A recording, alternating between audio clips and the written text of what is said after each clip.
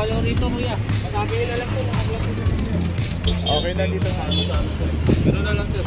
Ano mong gagawin natin? Tawagan nyo na lang po yung sinasabi po si Cortez. Ha? Si Cortez, bawal na ako kasi namin tanggalin sir.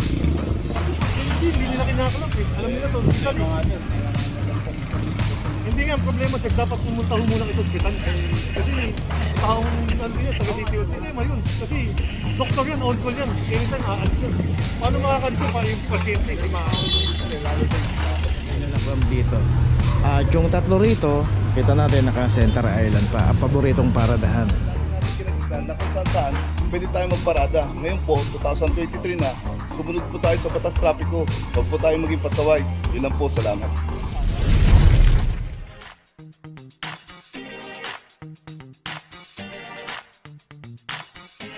Papa Jo TV!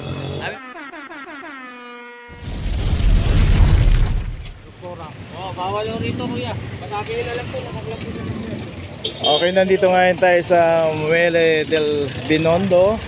At dito sa pagkakit ng tulay dito sa Intramuros Binondo Bridge, no? Ayan yung bridge na yan. Kung saan nakaparada itong isang Toyota Innova. So makikita naman natin yung pagkakaparada nito. Dito pinarada. At yan, entry point na papalik ng tulay. Bawal na bawal po dito yan, no? So meron naman dito mga parking lot o parking space. At sana pinasok na lang natin dito sa secondary row. Makikita natin, no, both side yung parking doon.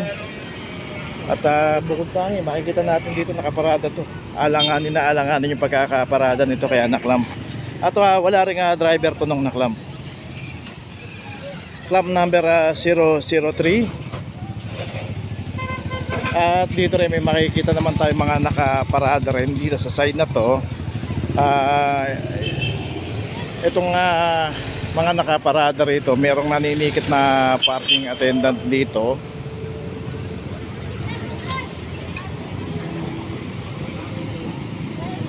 At ito, tinuluyan na rin yung isang sasakyan dito na Mirage. Ingat kayo mga bata. Ingat. Ito, tinuluyan na yung isang sasakyan dito na Mirage at nakaparada rin dito kasunod ng Innova. Ito, meron na rin club number 121.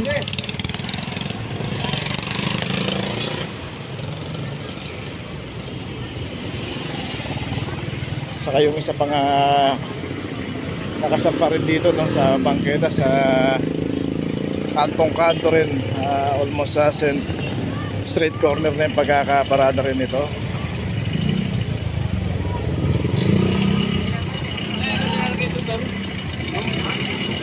Isang Toyota Fortuner din ang naklam dito, club number 146. At ito meron na rin notice. Dito makikita natin, no, ang pagkakaparada nito, street corner. At saka yung dalawang sasakyan doon na papanik ng rampa ng Binondo Intramuros Bridge kaya naklam. So tatlong sasakyan ang naklam dito sa kahabaan ng Muelle del Binondo sa gilid ng Pasig River at doon sa pagpanik ng bagong tulay doon, no?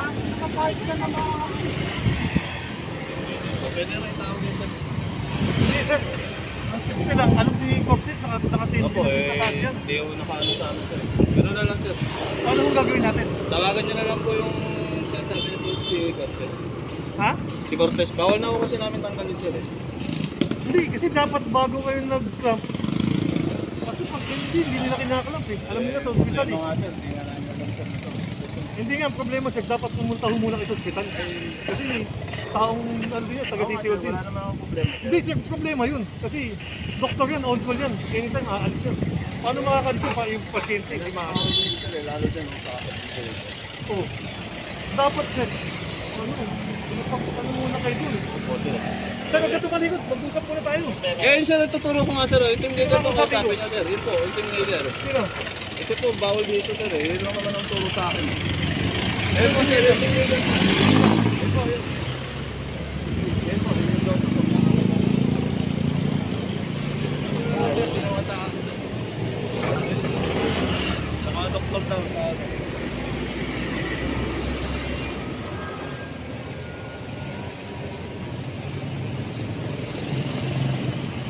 Kaya lang, may nakalagay na MD sir. Hindi sir, ang problema ko sir, wala lang po si Fox dito. Hindi naman mo namin alam. May tawag ba to? May tawag ba to?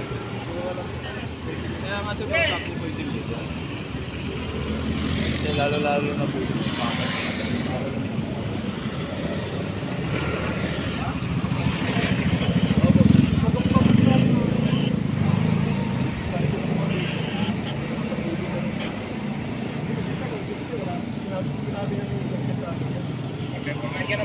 Pagka may MD, sabi ko, pagka may MD, doktor natin.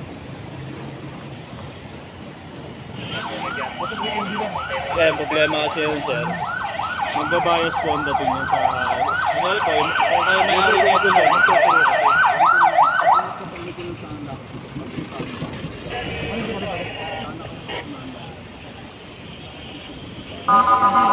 Kasi meron pa.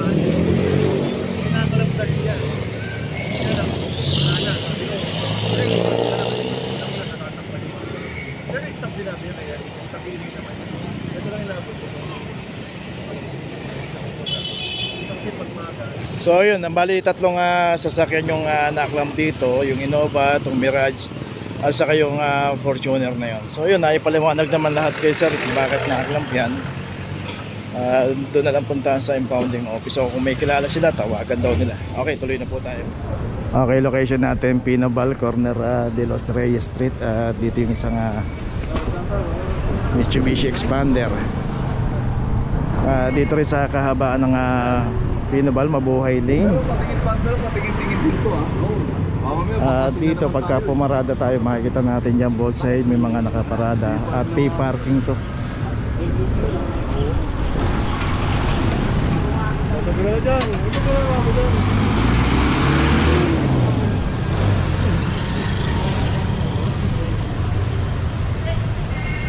Okay, ito meron na rin aklam number 2367.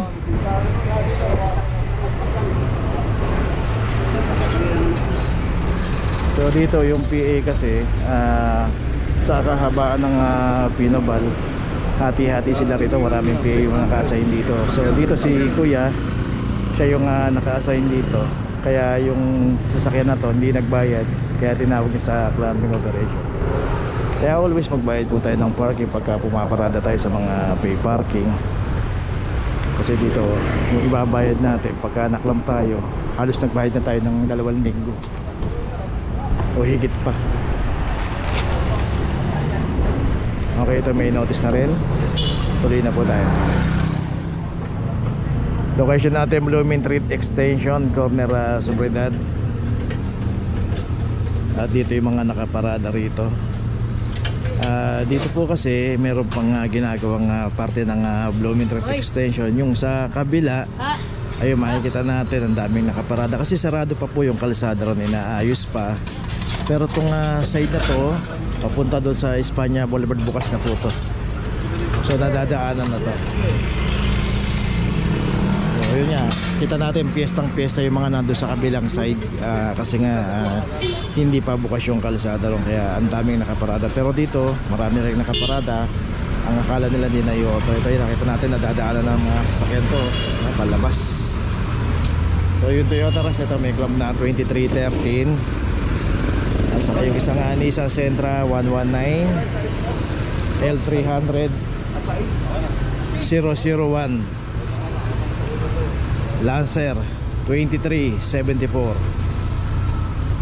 Kia Picanto 2350. So 5 sasakyan yung naklam dito. At yung tatlo rito, kita natin naka Center Island pa, ang paboritong paradahan. So inukupan na nila, tapos makita pa natin yung pagkakaparada nito, nakapahaba pa rito. So ganun ang nangyayari po. Talagang napakahirap pagka wala tayong garahe. At ang gagamitin nating garahe, kalsada. Dito po kasi mabuhay din itong kahabaan ng Blooming Street Extension. Dito rin nakita natin palabas na ng Espanya Boulevard to. At sa kabila naman palabas ng G2 extension. Yung kabila naman palabas ng G2.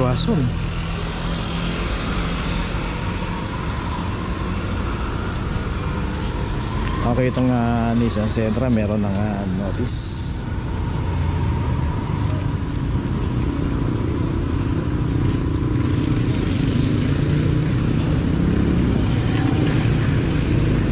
Okay, Toyota Rush meron na rin yata. Okay, meron na rin notice yung Toyota Rush. Yung L300 ay may notice na rin.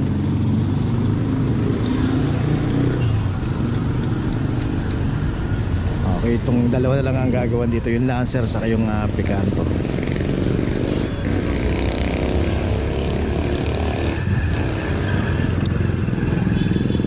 Dito rin no, sa kahabaan ng Blooming Red Extension, palagi po yan pagka dumadaan po ang clamping operation dito, palagi po may nakaparada rito sa Center Island.